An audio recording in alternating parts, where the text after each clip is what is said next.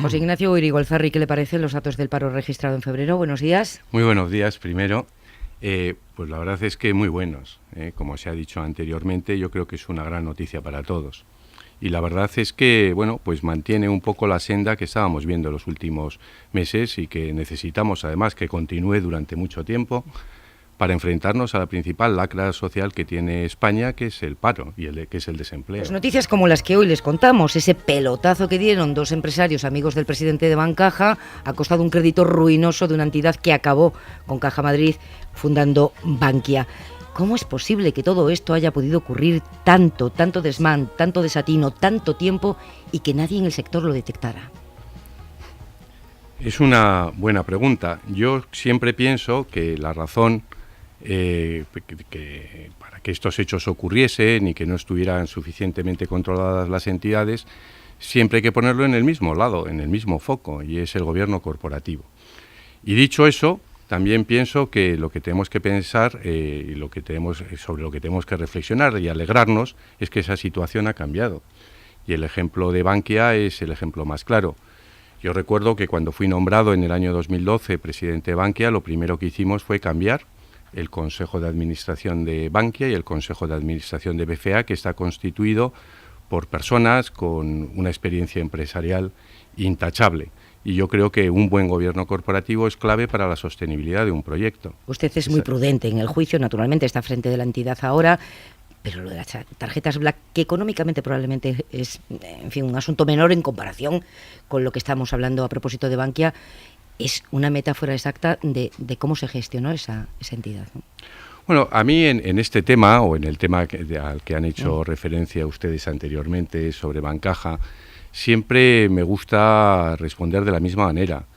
A mí no me gusta mucho hablar, ¿eh? Yo soy de los que piensa que en todo este tipo de cosas la gente habla mucho y lo que hay que hacer es hacer. Y lo que yo creo que nosotros hemos tenido como conducta y vamos a seguir teniendo como conducta es no tanto hablar sino hacer. Y hacer significa, por ejemplo, que en el caso que han comentado ustedes anteriormente, el de Bancaja, pues bueno, es un caso que fue detectado en Bankia y fue puesto por Bankia en conocimiento de las instancias judiciales. Y lo mismo aplica a las tarjetas Black. ¿Tiene alguna sorpresa todavía? De la misma manera que se enteraron de las tarjetas Black por un mail que publica un medio de comunicación, ¿todavía puede haber alguna bomba oculta? Yo creo que no. La verdad es que ya llevamos, desde aquella famosa entrevista a la que usted ha hecho referencia anteriormente, ya casi llevamos 3 años. Y yo creo personalmente que no hay bombas ocultas, ¿eh? Eso es lo que yo pienso. Con la información que tengo ahora, desde luego puedo afirmarlo de forma rotunda, no. Cuando dice devolver el dinero íntegramente del rescate, 22.500 millones que salieron, en definitiva, del bolsillo de todos, ¿se refiere a eso, a que vaya cobrando valor en bolsa la entidad y que algún día se pueda privatizar por un importe mayor a esos 22.500 millones? ¿De qué hablamos cuando hablamos de devolver el dinero? Hablamos exactamente de eso. Hay dos maneras de devolver el dinero. Por un lado, por la privatización. Hace un año se privatizó un primer paquete de Bankia en un 7,5% por 1.300 millones. BCA tuvo una plusvalía de 300 millones. Y, en segundo lugar, la segunda manera de recuperar el dinero es a través de los dividendos, y por eso es una extraordinaria noticia lo que compartíamos el viernes pasado. El Consejo ha propuesto a la Junta General de Accionistas repartir el primer dividendo de Bankia. Esa es la segunda fuente para recuperar el dinero. Pero no nos engañemos, la primera fuente, la privatización de las acciones, es decir, poner esas acciones en el mercado, va a ser la fuente más importante para que el dinero vuelva a los bolsillos de los contribuyentes. ¿Y de qué plazo hablamos? Porque con el valor de mercado que ahora mismo tiene Bankia, su venta ahora supondría que no se recuperaría ni la mitad del dinero que se ha puesto para rescatarla. ¿De qué plazos hablamos para que los españoles hayan recuperado lo que se puso? Vamos a ver, bueno, hoy se recuperaría bastante más de la mitad. ¿Más de la mitad? Sí. A mí me gustaría dejar claro una cosa. Hablando de Bankia, si hablamos de Bankia, en Bankia el Estado, bueno, metió 10.700 millones. Estoy hablando solo de Bankia, que no me gusta hablar solo de Bankia, me gusta mucho más hablar de BCA más Bankia. Pero si hablamos de Bankia, el Estado metió 10.700 millones. Hoy Bankia vale 15.000 millones. Si al 62% de 15.000 millones le añadimos los 1.300 millones que recibió el Estado en la privatización de febrero, ya estaríamos hablando de esa cantidad. Además, BCA tiene valor. Por lo tanto, estamos hablando que hoy el contribuyente que está participando en un banco solvente y un banco con futuro, no lo digo yo, lo dice el ECB, hoy el contribuyente ya tendría la capacidad de recuperar bastante más de la mitad. Pero aquí el objetivo es que sea todo. ¿Y cuándo? Bueno, ahí tengo normalmente una respuesta que además me resulta muy fácil a mí, ¿no? Y es que siempre diferencio entre lo que es el accionista y lo que es el gestor. Nosotros como gestores lo que tenemos que hacer es trabajar mucho, que los resultados sean buenos, que se genere valor, y esa es nuestra obligación. La obligación del accionista, del FROB, del gobierno, es decidir cuándo, cómo y a qué precio lo privatiza, ¿no? Todas las entidades, ustedes también, insisten en que el crédito se ha recuperado, pero lo cierto es que el volumen de crédito que tiene concedido Bankia a sus clientes volvió a bajar en el 2014, un 5,4%. ¿Qué pasa ahí? Cuando uno analiza lo que nos ha ocurrido a nosotros en el cuarto trimestre, por ejemplo, en Bankia, en el cuarto trimestre del año 2014, es cierto que el saldo de hipotecas cayó, lo cual es lógico, porque tenemos vencimientos de hipotecas tremendamente fuertes, pero también es verdad que ya el saldo en el último trimestre del año 2014 en consumo y en empresa subió, y subió en un 3,3%. Y yo creo que eso es una noticia fenomenal, porque nos pone en una línea en la cual nosotros en Bankia, y hablo siempre de Bankia, estamos esperando que para el año 2015 el crédito, no la nueva generación, sino el saldo de crédito de empresas crezca entre un 5 y un 10%. La queja más recurrente que nos llega junto a esta otra, que nos hace llegar Alberto desde Móstoles. Como preferentista nos dice, he tenido que acudir a la vía judicial. ¿Por qué Bankia recurre a las demandas judiciales que está perdiendo, lo que genera un gasto público? Nosotros, cuando recurrimos, es porque entendemos que debemos recurrir. Y lo quiero explicar clarísimamente. Nosotros los gestores de Bankia, no podemos tomar decisiones con total libertad. No debemos tomar decisiones con total libertad. Nosotros no podemos tener la alegría. A mí me encantaría tener la alegría para poder repartir o devolver o tomar decisiones sobre el dinero.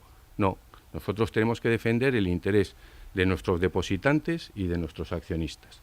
Y desde esa situación, la defensa de los intereses de los depositantes y de los accionistas, es decir, de los contribuyentes... ¿Pasa por recurrir? Pasa por recurrir cuando creemos que tenemos que recurrir, porque creemos que tenemos razón.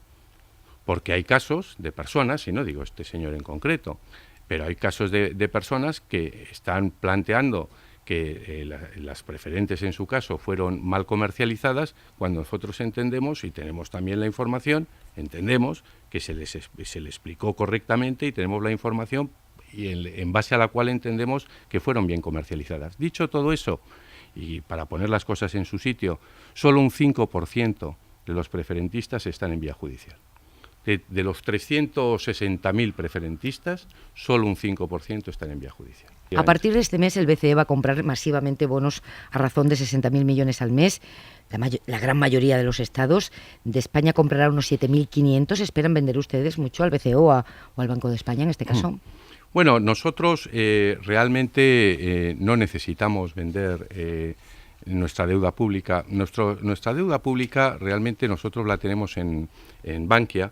La tenemos fundamentalmente por razones técnicas, es decir, esa se compró en su momento para preservar la cuenta de resultados en caso de que cayeran los tipos de interés. Los tipos de interés han caído, no necesitamos generar plusvalías, vendiéndose generan plusvalías, no necesitamos generar plusvalías y preferimos tener una cuenta de resultados sin sobresaltos, una cuenta de resultados permanente, continua, y por lo tanto no vamos a hacer en principio ventas de nuestra deuda pública. ¿Hay una aplicación exacta de una nueva manera de funcionar? Sí, eso iba a decir. Yo creo que aunque suene así un poquitín demasiado espiritual, pero yo creo que todos hemos aprendido de la importancia de los valores que nos enseñaron cuando entramos a trabajar en banca, de la importancia del cliente, del estar al servicio del cliente. Y yo creo que eso lo hemos aprendido, y lo hemos aprendido, yo por lo menos lo he reaprendido, por llamarlo de alguna manera. Y yo creo que las malas prácticas en estos momentos están absolutamente focalizadas. Creo que hay una lucha contra las malas prácticas muy evidente. Lo que pasa es que están aflorando ahora cosas del pasado que, como afloran ahora, parece que son de ahora. Al principio de esta crisis se dijo, por ejemplo, que se combatirían los paraísos fiscales y se trabaja en esa dirección, es verdad, pero va más lento que la evolución de la especie. Voy a hacer una reflexión. Yo recuerdo que hace 10, 15 años, hace mucho tiempo, uno de los negocios que había en los bancos internacionales era lo que se llamaba banca privada offshore, que era la banca privada fuera de las fronteras.